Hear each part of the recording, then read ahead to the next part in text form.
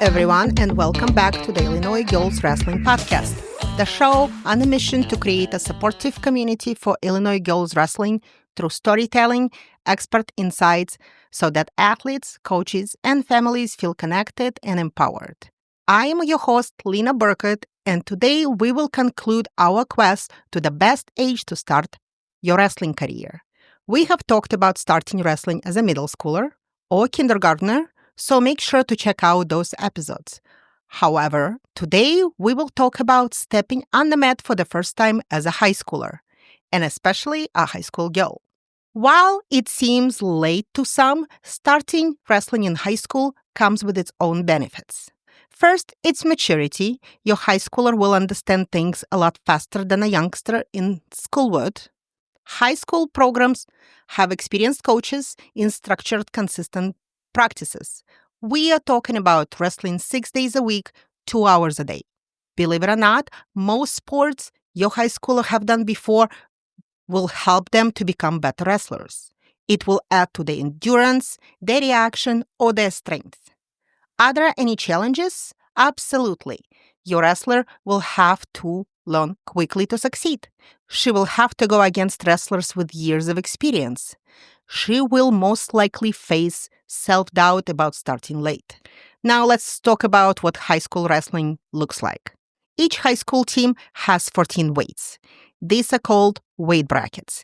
Each wrestler will have to commit and stick to the weight at the beginning of the season. Some high school teams big and might have 40 to 50 girls on a team, while others still struggle to get a full lineup of girls to fill every weight. And if you think that you will never get ahead starting wrestling as a freshman, you're wrong.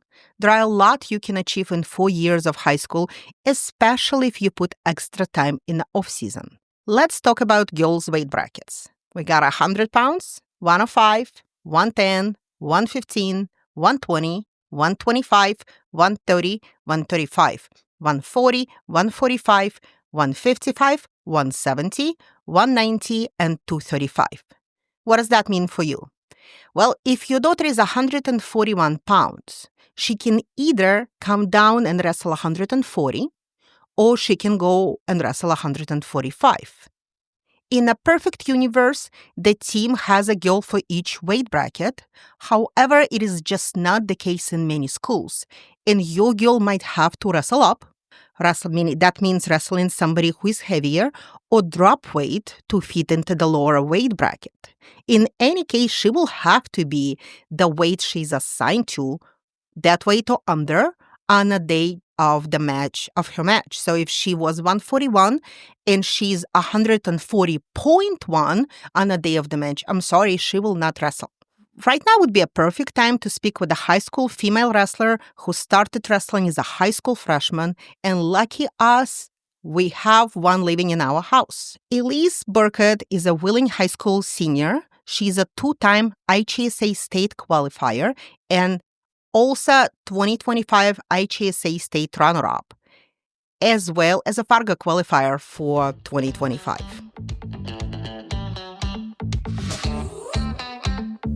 Welcome to the show, Elise. Hello. Happy to be here. Why don't we start with an introduction? Okay. Hi, I'm Elise Burkut. I'm a senior in high school, and I've been wrestling for about 4 years now.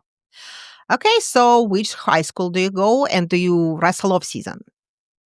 Okay, I go to Wheeling High School, and in the off-season, I train freestyle with Gomez RTC. How long have you been doing off-season wrestling? Off-season wrestling, I'd say that I've been doing this for about 3 years now. You started in your freshman year, you went through your season, and then you just did not feel like quitting? I guess you could say that this was just kind of the sport that spoke to me. I come from a different sport background aside from wrestling, but I mean, I think this is the one that stuck out to me the most. Which sports did you try before? Before, I used to be a swimmer. In the fall, I did marching band. And so once you got into wrestling, the rest was history? Pretty much, yeah. I mean, I had the strength and conditioning in the beginning, sort of, to a certain degree, because swimming obviously is like not the easiest sport too. But it was pretty fun starting from scratch. Okay, well, if we go back to the very first practice, what do you remember from the very first practice? I remember my very first practice. I was learning shots and it was the jankiest stuff known to man. I mean, just looking back on it now compared to what I have right now, there's galaxies of a difference. Did anything surprise you about wrestling a sport? I would say it was just how family aspect of it there is. Because back when I was swimming, it was just like, it didn't really feel like much of a connection. But then I started wrestling. I would say it was more of when I was wrestling a guy for the first time. That's when I really felt it because the boys and the girls, they were all cheering for me as if I had been wrestling there for like what, 2, 3, 4 years. And that was only my first year. Was there a specific point when you were like, yes, I belong here? I think it would be probably when I started wrestling competitively more often. Probably my first couple tournaments. I'd say maybe first couple duels if I was being generous with the time frame. Okay, so let's switch gears to your technique. Do you have a favorite takedown right now? What is it? I would say my favorite takedown could be somewhere between high crotch to a double to a front headlock to just getting around, or maybe an ankle pick from a front headlock. If you think about strength, speed, and mindset, which one do you think is your superpower? I would definitely say it's my mindset because there's certain things that I can and can't do purely because of my size. But as corny as the saying is, it's about the size of the fighting the dog. So, yeah. Okay, well, you mentioned your size. Since our listeners cannot actually see you, what about your size? I'm actually 5'1", so I'm not really on the tall end, but that does give me an advantage of some sort when I'm on the mat. So do you say most of the time when you go on a mat, your opponent is taller than you? Most of the time, yeah. I mean, sometimes I have people that are a head and a half taller than me. Is it intimidating? Not really. Sort of, a little bit, but the second I get on the mat, all the scary stuff has to stay off. Since you're talking about your pre-match routine right now, so what is it? Like, what does put you in the mindset of the go time? My pre-match routine isn't really much. It's not super complicated, but I would say it's just my headphones. I'm on the side at least, like at the very least, when I'm in the hole, I'm on the side with my headphones watching the match. And I have just this one specific song on loop. I'm just bouncing, getting loose. And then the second it's my turn to go, I tap myself on the side of the head 2 times, shake my head out, and then that's when it's go time. Do you have a favorite snack that you have right after the weigh-ins? Right after the weigh-ins, I am absolutely thirsty. So it's either like apple slices, or Pedialyte of some sort. Do you have favorite shoes? The type of shoes that I've been wearing the most, yes, athletics. Those are just the ones that feel nice and snug on my feet, and they're cheap. So At least less expensive Yeah. than, many of the other shoes. That's mom talks in me. yeah, very much more affordable. Okay, next, let's talk about your favorite tournaments. You've gone to many. Do you have a favorite Illinois tournament? I have a couple off the top of my head. I would say one of them is the Niles West tournament that I went to earlier in last season, purely because of just the experience that I had there. I ended up getting double bloody nose and still won the match. I looked insane after it. And my absolute first favorite tournament was the state tournament. And it's at a college campus. So obviously you have a couple people taking a look at you there. And it just kind of shows you that you qualified to compete among the best in the state and to prove yourself as the best in the state. Do you have a favorite camp? I did go to the IHSA camp in Bloomington Normal at some point over the summer. That was a really fun one. Do you feel like it's important to go to the camps, or is it more important from your standpoint of continue going to club practices in the off season? I think it's important to definitely get out there and go to a couple camps, because yes, your coach might tell you go to practice, keep coming to practice, but it's just the same technique. And it's against the same people. So you get used to the same routines. When you're going to the camps, you'll see people from different schools, different counties, everywhere, and they have completely different styles of wrestling. So it's nice to get the experience. I've seen girls from Southern Illinois, like places in Illinois I have never heard of. So it's a lot of fun. That's what you're saying. Absolutely. Do you have a wrestling role model? I actually have a couple, and two of them are actually in the same family. Gabriela Gomez and Alexis Gomez. They coached every once in a while at the club that I go to in the off season. And I did wrestle with Gabby a couple times. She's a really fun partner. She really pushes you. I mean, she's competing at McKendree or with the McKendree wrestling team. She is amazing, and so is Alexis. This is your senior year. You're in the final stretch. So what do you think the success will look for you this year?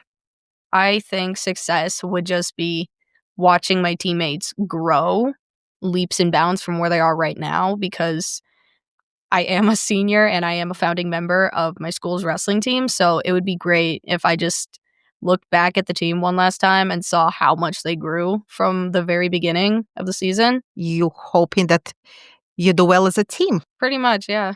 I'm trying to make my mark as much as I can. What do you do in your spare time besides school and your club and school wrestling? In my spare time, I do help out with the feeder club at my school, kind of one of the coaches there.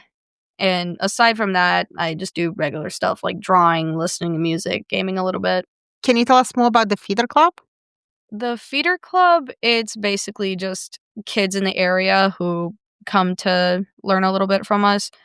Me and my brother, we coach there. A couple graduates from my school coach there. I mean, just the staff there, it's amazing. And so are the kids. One piece of advice for a girl who might be thinking about wrestling. One piece of advice I would say is don't be afraid to make mistakes. Sometimes you might make a mistake out on the mat while you're competing, but definitely make mistakes at practice at least, because that's where you are meant to mess up. You learn the most for messing up. Thank you so much for joining us today. Where can our listeners find you?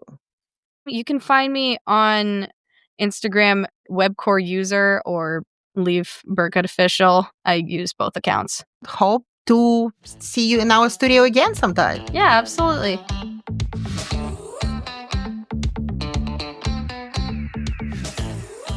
If your daughter came to you because she wants to wrestle, rather than join a basketball or cheerleading team, take a breath and listen on.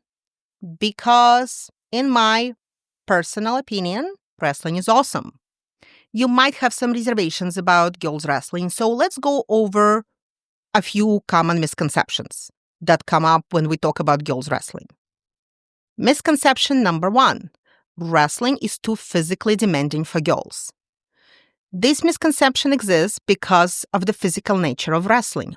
That often leads to assumptions that it's not suitable for girls. That is rooted in outdated stereotypes. We believe that wrestling emphasizes technique, agility, and leverage. Girls bring unique styles and perspectives that often make them great competitors.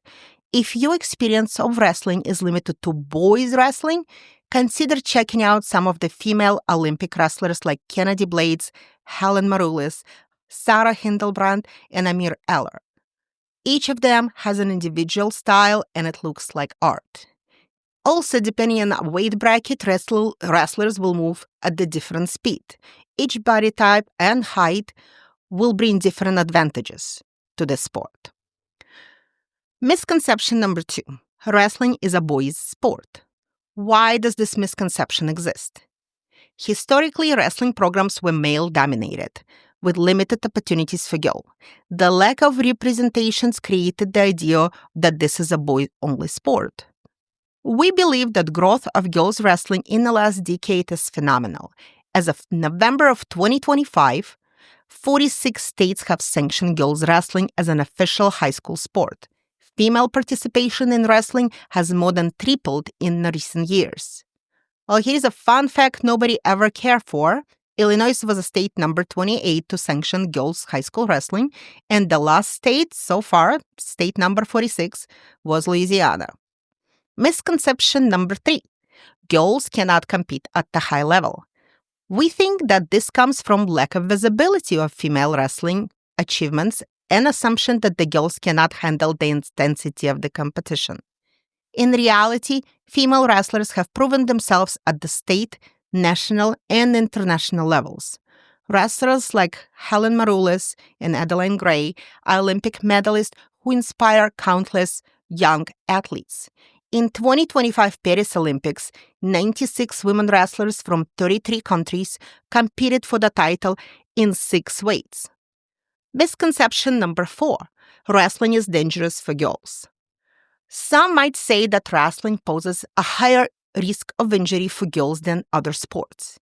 In reality, wrestling has injury rates comparable to other contact sports like soccer or basketball. With proper technique and training, the risk of the injury is minimized. Misconception number 6. Wrestling will make girls lose their femininity. While this misconception exists because of media stereotypes, often portraying female wrestling to be masculine and aggressive, reality check. Wrestling builds strength, confidence, and discipline, enhancing personal qualities rather than diminishing them. Wrestlers can embrace their femininity while thriving in a physically demanding sport. Misconception number 7. Wrestling is only works for aggressive personalities. Well, this misconception exists because of the wrestling physical nature. Of course, we understand that can lead to stereotype that only aggressive and confrontational people are suited for the sport. In reality, wrestling requires focus, discipline, and mental toughness. You will come across many wrestlers that are calm and strategic, using their intelligence and training to succeed. Misconception number 8. There are just not enough opportunities for girls in wrestling. This misconception exists because historically many schools and clubs did not offer wrestling programs for the girl, leading to believe that opportunities are just not there. In reality, since Illinois sanctioned girls wrestling as an official high school sport, participation has surged, and all girls tournaments are now common. Wrestlers have opportunities to qualify for state, championships, and pursue colleges scholarships on a girls-only teams. A great way to see where girls wrestling is going is to look at 2024-2025 Women's College Commitment List published by Flow Wrestling. We will include that link in a comment. Misconception number 9. Wrestling is not a real sport for girls. Well, that misconception exists because of lack of visibility of girls wrestling at the early stages that led to questioning about the legitimacy of the sport. However, we know that the girls wrestling is as competitive and as skill-intensive as boys wrestling. Female wrestlers dedicate themselves to rigorous training and have excelled on every level that boys and men excel at. The question that we get the most from the new families, usually they want to know, will my daughter have to wrestle boys? The answer is, it is possible, but not necessarily. Since there are a lot of opportunities for girl teams to attend girls-only tournaments, as long as the school is willing to support growing sports at the weekend tournament, your daughter will be going to the tournaments and she will be wrestling other girls. Your girl might be wrestling boys in practice. That depends on the team. Closing thoughts. Whether your wrestler starts as a tot, a middle schooler, or high schooler, what truly matters is fostering a love for sport and building their confidence on and off the mat. Wrestling is a journey, and everyone's path will look a little bit different. Thank you for tuning into today's episode. If you enjoyed this discussion, make sure to subscribe, share, and leave us a review. Have a question or topic you would like us to cover? Drop us a message on a social media or email us at ilgirlswrestling@gmail.com.